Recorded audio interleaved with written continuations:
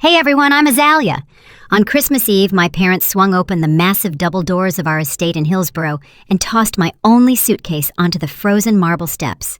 My younger sister, Vivica, was standing right behind them, arms crossed, smirking like she had just hit the Powerball jackpot. "Let's see how you survive now, big sis," she sneered. I dragged that suitcase through a thick, freezing fog. No money, no car, nothing left to my name except the long cashmere coat keeping me alive. I collapsed onto a snow-dusted park bench just inside our gated community, shivering so hard my teeth wouldn't stop chattering. That was when she appeared, an elderly woman, barefoot, her skin turning an alarming shade of ashy purple, her silver hair whipped wild by the wind. She looked like the cold had already claimed her. Without a second thought, I stood up, took off my only warm coat, and wrapped it around her trembling shoulders. She grabbed my freezing hands, looked me dead in the eye, and whispered, "Kindness like yours is rarer than flawless diamonds." Then she walked away, fading into the mist.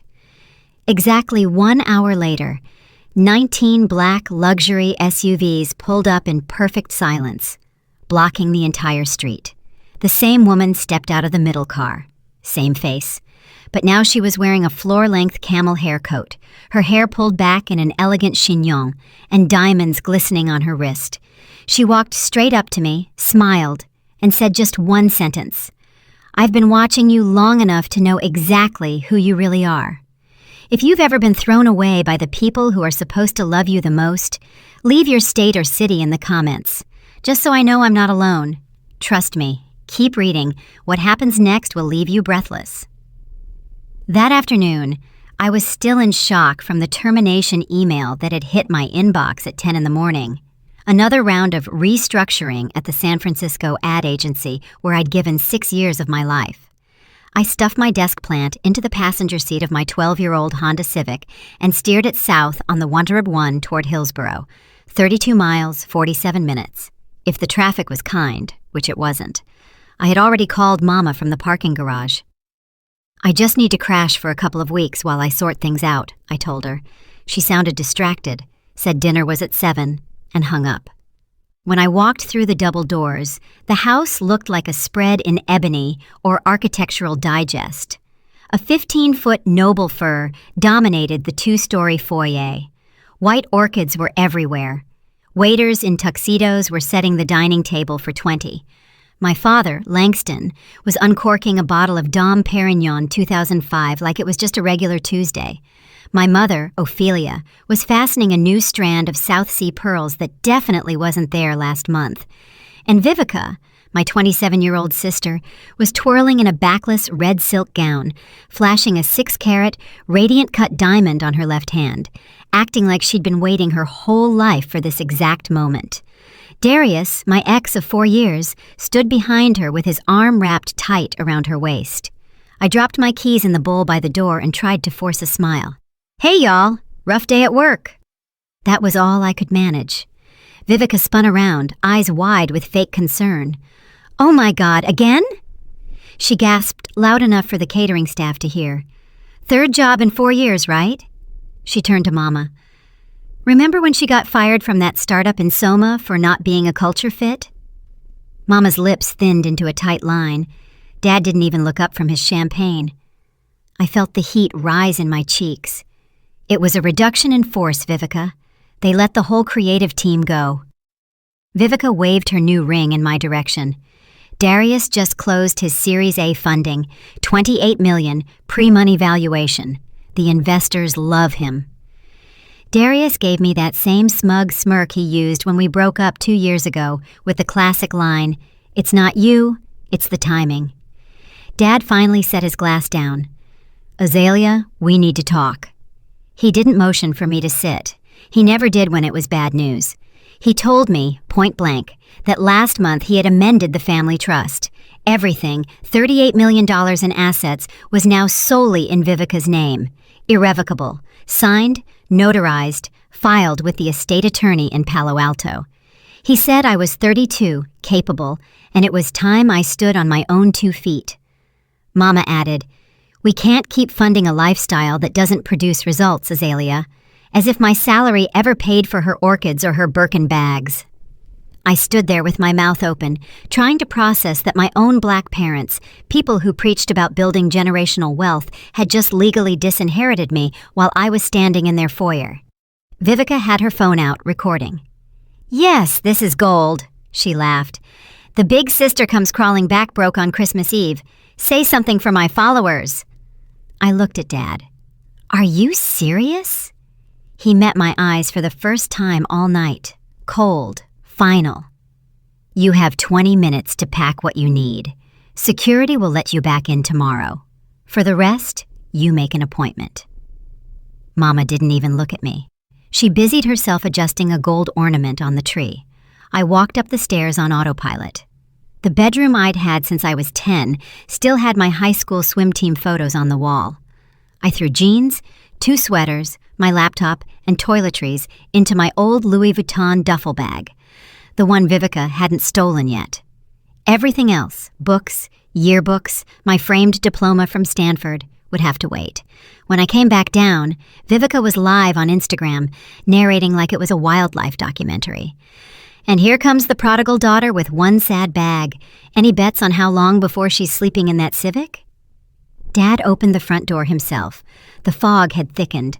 I couldn't see the end of the driveway. The temperature was already dropping below freezing. I crossed the threshold. "Merry Christmas, Azalea!" Vivica shouted, sweet as poison. "Don't freeze!"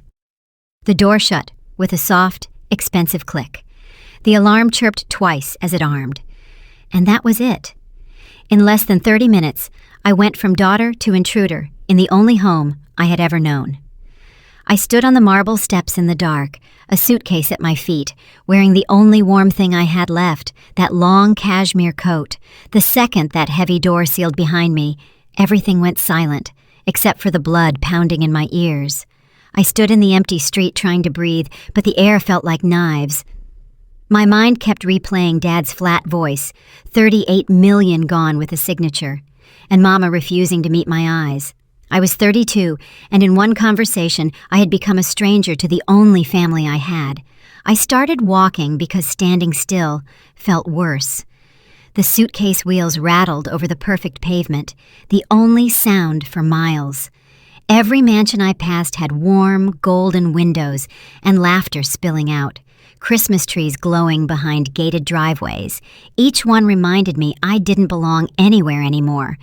My fingers were already numb. I kept thinking, this can't be real. Any minute Mama will open the door and call me back. She'll say it was just a cruel lesson. But the alarm stayed armed. No footsteps, nothing. I don't know how long I walked, maybe 20 minutes, maybe an hour, until I found myself in the small public garden next to the old Episcopal church. There was an iron bench under a street lamp that actually worked. I sat down hard, let go of the suitcase handle, and finally let the tears come. I cried for the little girl who used to hide under that 15-foot tree waiting for Santa. I cried for every birthday where Vivica got the bigger gift, and I was told to be grateful.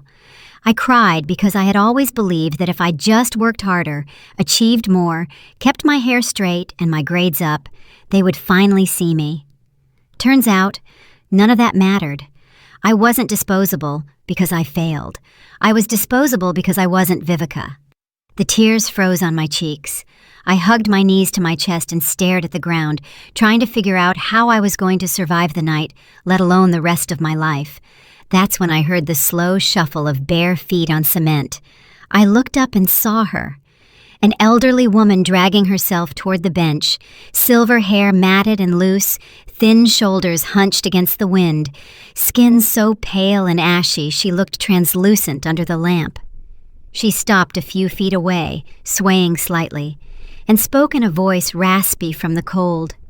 "Young lady, do you know if any of the shelters still have space tonight? I've been walking all the way from Burlingame. Everything is full." I wiped my face quickly. "I'm sorry, I don't have anywhere to go either."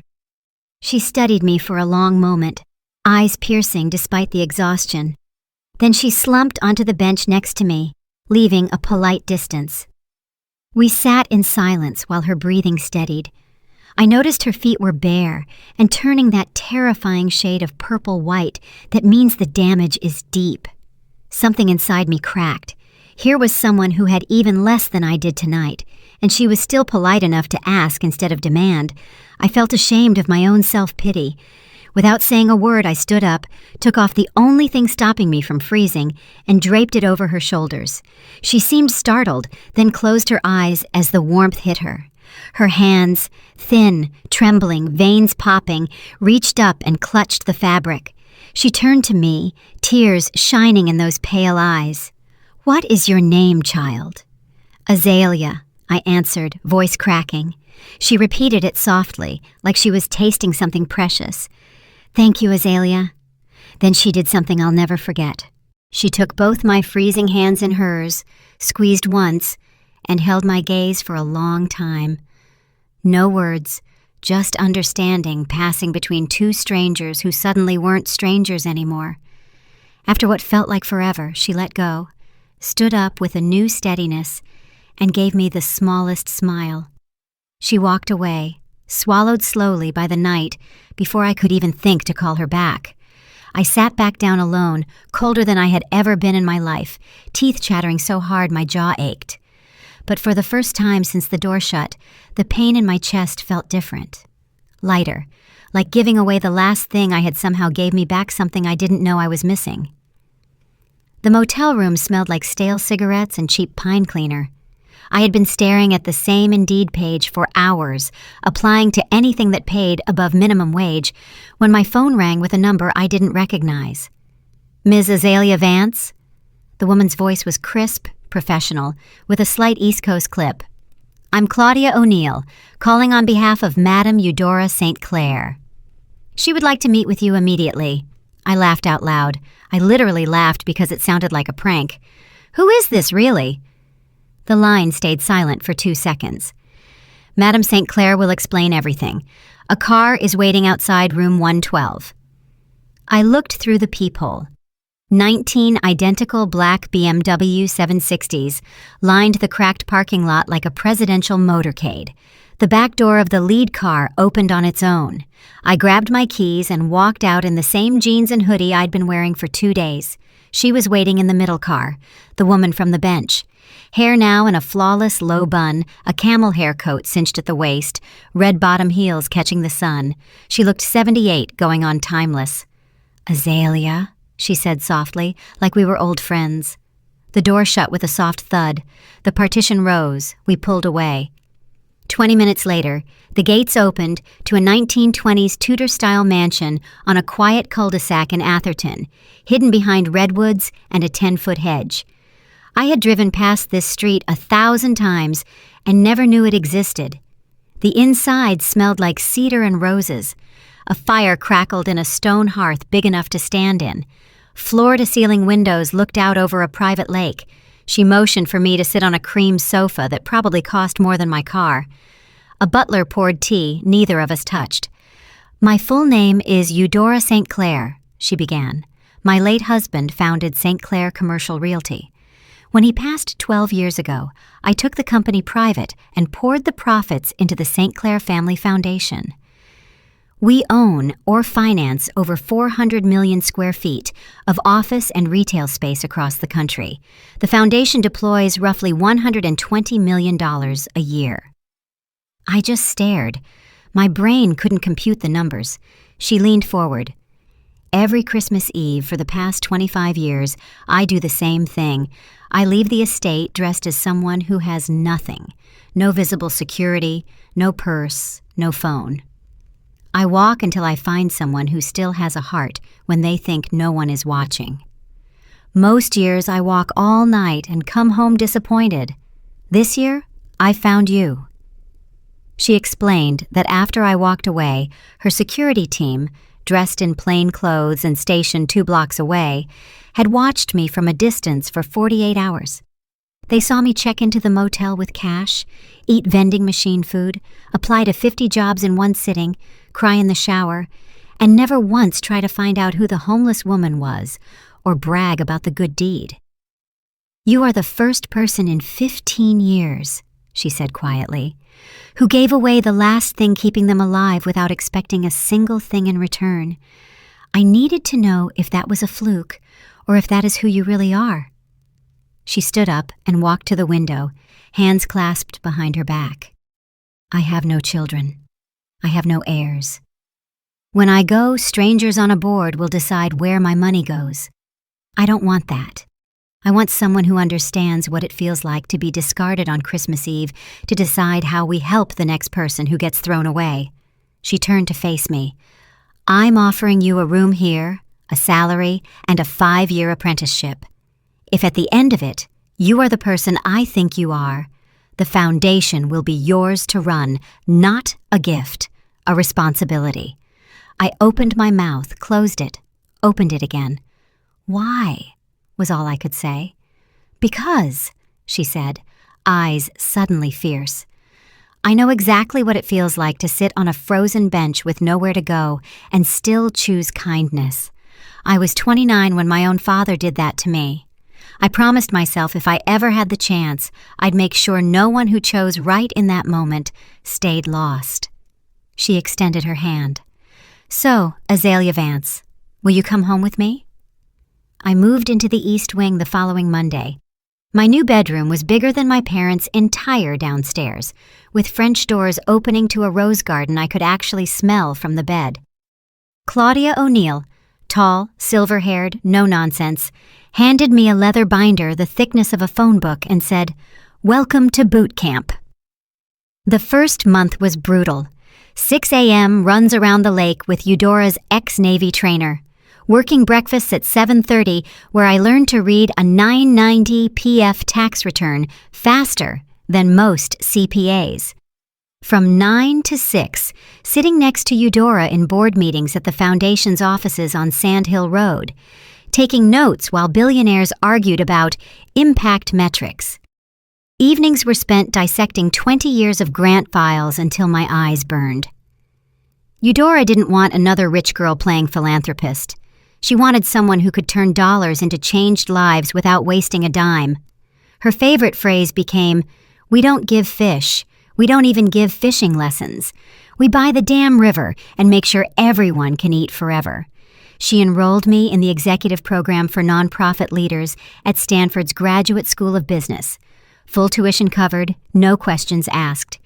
3 nights a week, I drove the 5 miles to campus, sat in classrooms with executives twice my age, and learned to measure outcomes instead of intentions. Weekends meant site visits, shelters for battered women in East Oakland, after-school programs in East San Jose, housing projects for veterans in the Central Valley. I interviewed mothers who had escaped abuse with just their kids and a trash bag of clothes. I listened to teenagers explain how a safe place to do homework kept them out of gangs. Every story etched itself into me. Back at the estate, Claudia drilled me on governance, how to handle a rogue board member, how to say no to a senator's pet project without losing federal matching funds, how to fire a grantee caught embezzling without triggering a PR nightmare. I rewrote the entire grant application process from scratch. Shorter forms, faster decisions, mandatory site visits within 30 days of approval. Eudora read every draft and bled red ink all over them. Then she made me defend every single change in front of the full board. There were nights I fell asleep on the kitchen island with my face on a spreadsheet. There were mornings I cried in the shower because I felt like an imposter who would never be good enough. But every time I wanted to quit, I remembered sitting on that frozen bench with nothing, and I kept going. June arrived, warm and sudden. One Thursday morning, Eudora texted me. Library. I walked in expecting another 12-hour strategy session. Instead, she was alone, sunlight filtering through the stained glass, holding a single folder. She didn't sit. She slid the folder across the mahogany table and remained standing. Inside was an employment agreement on thick cream paper. Title: President and CEO, St. Clair Family Foundation. Reporting line: directly to the board, meaning her until she decided otherwise. Base salary: $195,000. Equity: 3%, stake in the foundation's endowment, currently valued at just under $4 billion. Authority, full decision-making power over all programs starting year 3, subject only to fiduciary duty. I looked up, speechless. She finally sat down, folding her hands like she was praying. "I didn't bring you here because you gave away a coat," she said. "Anyone can be generous for 5 minutes when a camera might be watching. I watched you for 5 months straight. I saw you fight for a domestic violence shelter that every banker in the room wanted to defund because the numbers looked messy. I saw you sit on a folding chair in Oakland until midnight listening to a 17-year-old girl explain why she couldn't go home. I saw you rewrite a 70-page policy manual because one paragraph would have left transgender kids without a bed." Her voice cracked, just once. "You have the mind I need, Azalea, and you have the heart I lost a long time ago. The foundation is yours to steer. I'll stay on the board to keep the old guard in check, but day to day, the river belongs to you now." I tried to say thank you, but nothing came out. She waved it off. "Sign it before I change my mind and make you finish the endowment tax module first." I laughed through tears and signed. That night, we opened a 1982 Chateau Margaux on the terrace. Just the two of us, watching the sun dip behind the redwoods. She raised her glass. "To the girl who had every reason to turn bitter and chose kindness anyway." I clinked my glass against hers. "And to the woman who refused to let a good deed stay invisible." We drank. For the first time since Christmas Eve, I felt like I was exactly where I was supposed to be. October smelled like wet leaves and money in San Francisco. I was in my corner office on the 22nd floor of 2000 California Street, reviewing the final numbers for the second home campus, when Claudia buzzed once and opened the door. "Your sister and Darius Whitaker are downstairs. No appointment." I felt my stomach drop the way it used to when Vivica borrowed my clothes in high school and brought them back ruined. "Tell security to send them up." They walked in looking like they had rehearsed the performance in the elevator ride. Vivica was wearing a modest navy sheath dress instead of her usual bodycon, hair in a low ponytail, minimal jewelry. Darius had swapped the hoodie and sneakers uniform for a navy suit that almost fit well. Both wore the tight smiles of people who practiced apologies in the mirror. Vivica spoke first, voice soft, eyes shimmering. "Azalea, I've been horrible. We've been horrible. I am so sorry for everything. Christmas Eve, the things I posted. Everything." Darius nodded vigorously. "We're getting married next spring, trying to do things the right way." I stood behind my desk, hands clasped, and waited. Vivica took a breath. "Daddy's in trouble. Some investments went south. He and Mama might lose the house. And Darius's new company, AI for Elder Care, just needs $2 million to close the seed round. We wouldn't ask if it wasn't life or death." I raised an eyebrow. "Which part is life or death? Dad's mortgage or his valuation?" Darius forced a laugh. "Look, I get it. You're big time now. But blood is blood, right? $2 million is nothing to the foundation." I leaned back. "Tell me what happened to the $38 million trust fund you took last December." Vivica's mask flickered. "We diversified, crypto, NFTs, some angel deals Darius's friends were running. It was supposed to 10x, then FTX crashed. Luna went to 0. Most of it is gone." Darius chimed in. "Market downturn. Happens to everyone. Sequoia lost billions too. We just need a bridge." I opened the folder Claudia had silently placed on my desk. Screenshots, bank records, and a Forbes article titled, "The Vance Family Bets Inheritance on Meme Coins." I spun the folder so they could see. 87% gone in 11 months, I said calmly. "You bought a Lambo each, put a deposit on a condo in Miami, and paid influencers to pump coins. That's not a downturn, Darius. That's arson." Vivica's mask slipped. "Seriously? You're going to sit there in your fancy office and let Mama and Daddy go homeless?" I hit the intercom. "Security to 22, please." Darius tried sweet reason. "Come on, Azalea. $2 million is chump change here. You won't even miss it." The door opened. 2 guards in suits stepped in. I stood up. This foundation exists for people who never had a safety net, not for people who set theirs on fire and now want mine. You aren't getting a dime. Not today, not ever. Vivica went scarlet. You ungrateful! She was already pulling out her phone, recording, as the guards took her elbow. By the time they reached the lobby, 3 paparazzi vans and a local gossip blogger were waiting outside the glass doors. Someone had tipped them off. Vivica put on a full performance. Tears, trembling lip, screaming about the cold-hearted sister abandoning her own blood. The video hit TikTok in 20 minutes. Caption, "My billionaire sister won't even help our parents keep their home. Family first. Hashtag toxic sister."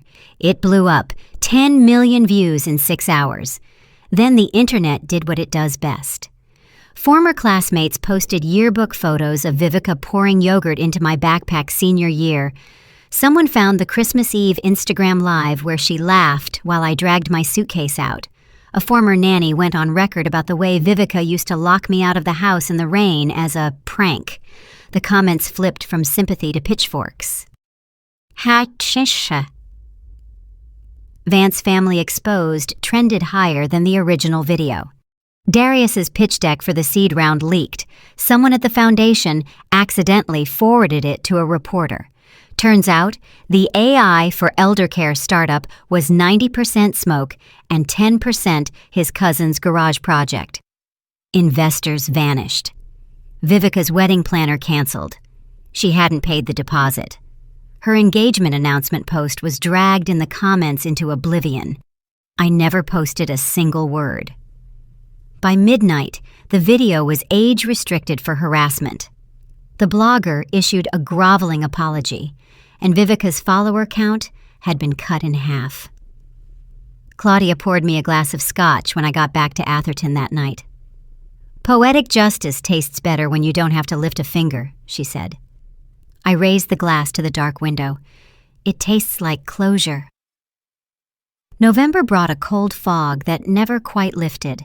The news broke on a Tuesday. Pacific Crest Capital collapses. $4.2 billion Ponzi scheme unraveled. Dad had moved every remaining dollar, mortgage refinance, HELOC, even Mama's jewelry, into the fund 6 months ago because the guaranteed 18% annual return was going to get them back on track. The FBI raided the offices in Newport Beach the same week. The founder was already on a yacht somewhere in Cabo. 30 days later, the foreclosure notice was taped to the front door of the Hillsborough mansion. No bidders showed up at the auction. The bank took possession.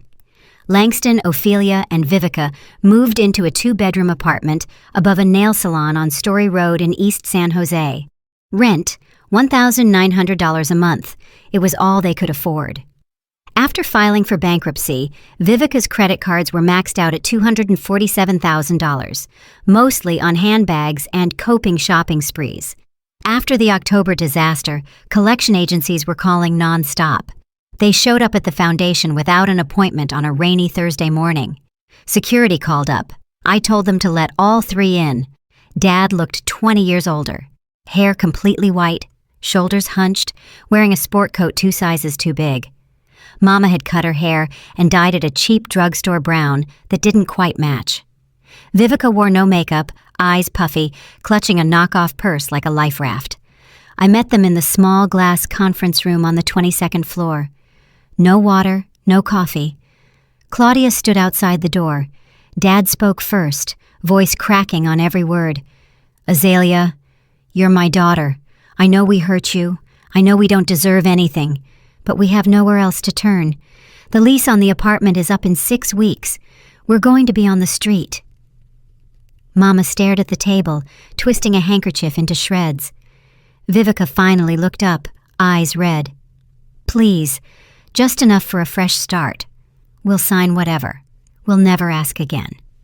I opened a slim black folder and placed 3 business cards on the polished wood.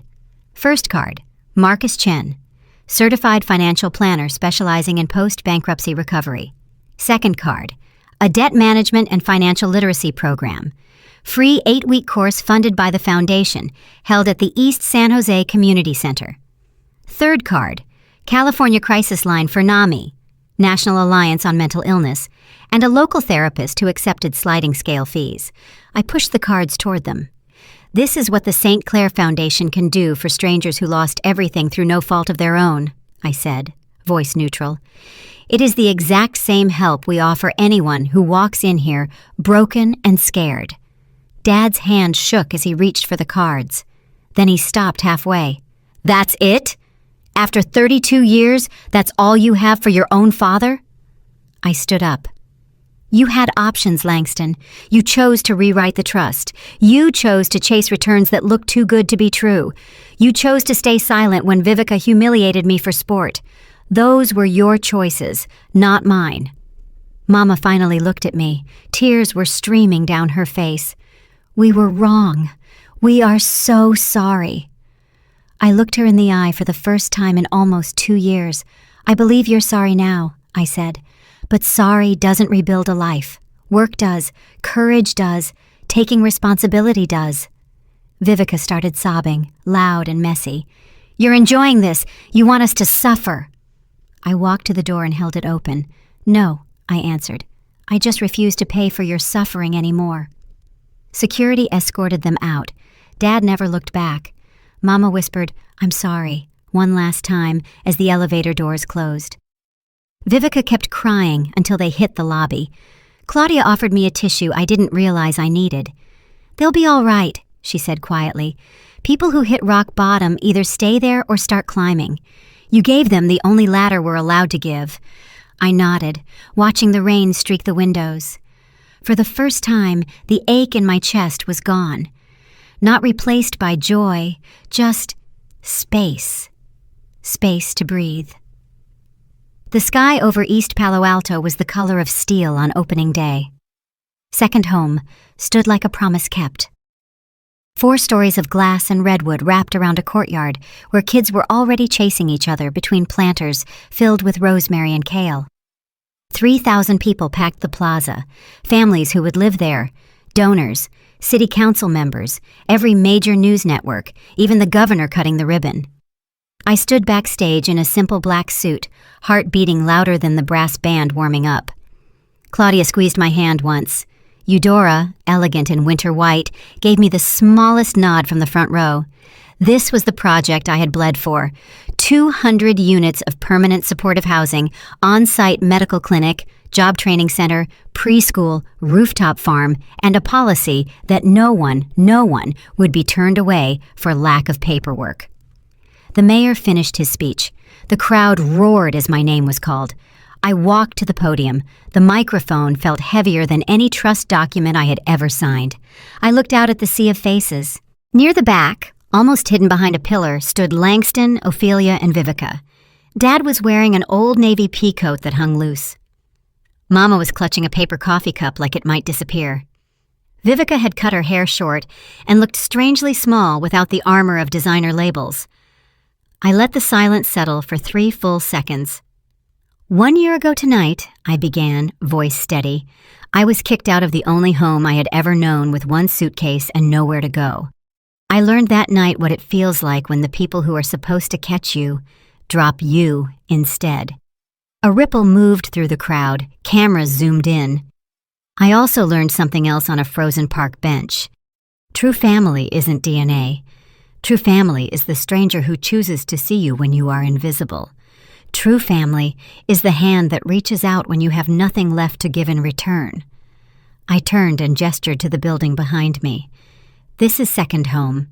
200 families will never again have to sleep in their cars because a landlord raised the rent. Kids will never again do homework in the back seat because the lights got cut off. And every single person who walks through these doors will be told the same thing I needed to hear that Christmas Eve. You are not disposable. You are not alone. You are home. The applause started slow, then exploded. People stood up. Phones went up like a wave of light.